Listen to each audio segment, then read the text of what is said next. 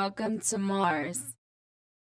And you can't stay on the block, so to speak, forever. You can't really stay in the streets forever. At some point, there's a transition into to something more legit, right? Right, right. Right. And that's how we come across you being an artist and a business owner, correct? Most definitely. Okay, so what was it that led you to the music, since you had already mastered the other aspects of being in the streets? What led me to the music was a great way to get out your thoughts, to talk about things directly or indirectly, to get a message out to everybody. Also, To um, be heard, to be heard, to be basically. heard. A lot of people that are in the streets and then transition into music. Um, I've heard this from like Stalin and a couple others that they're looking at the artist like, well, shit, I could do that, and he's talking about everything I do, Right.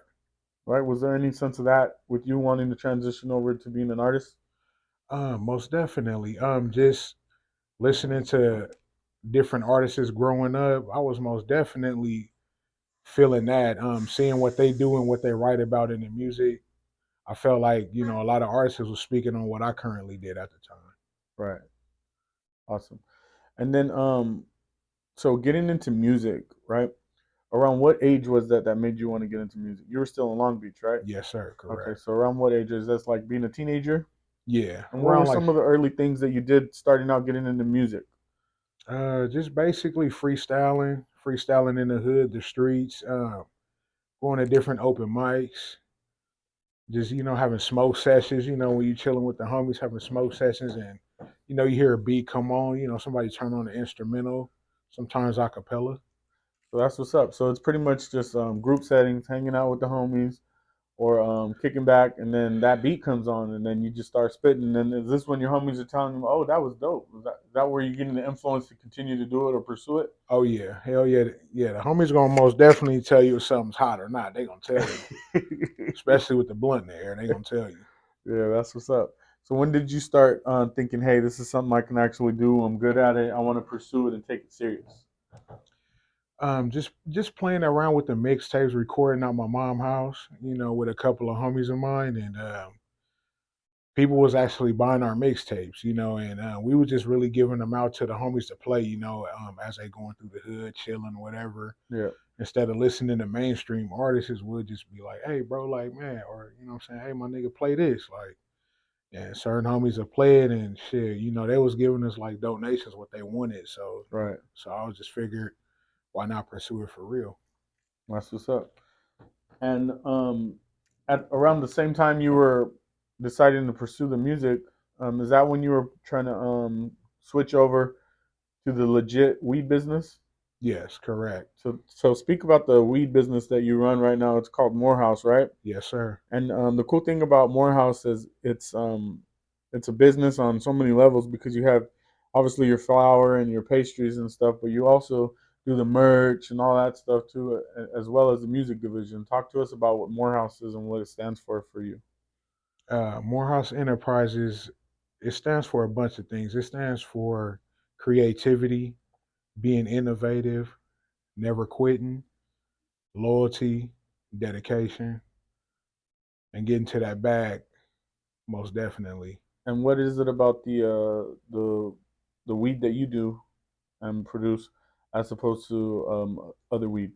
The weed that I do is it's basically grown with a specific recipe, direct love and care. There's no chemicals in the flower. We work with different growers that's licensed to give everybody that medicative release.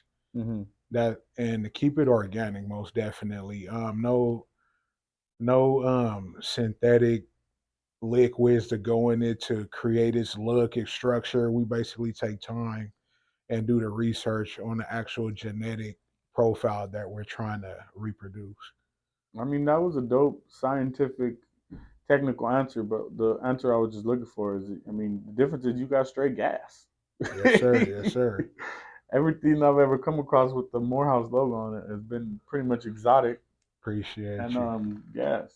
So as far as when it comes to making a premier product like that, how hard is it to get your hands on or to be able to produce a dope ass product. Because a lot of people have weed, but a lot of people don't have exotic weed like that. So, Right. how hard is it in this weed game nowadays when you're trying to stand out and have a product that dope?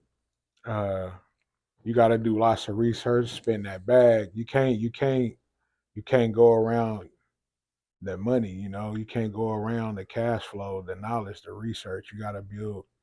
You got to keep building. You got to keep reproducing it. Keep testing different atmospheres out for it. So, pretty much you got to invest in yourself so Basically, that way you could get a good product. most definitely, you got to invest in yourself That's what's for up. sure. That's what's up. And what else other than flower does Morehouse do?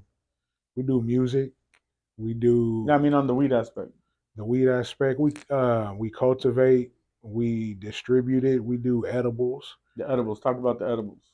The edibles, they're crazy. Paranoid Pastries is the brand, and we tend to focus on the dosage for everybody needs. So they could range from 150 milligrams up to 400 milligrams, and I know that's crazy because everything's regulated now, but Right.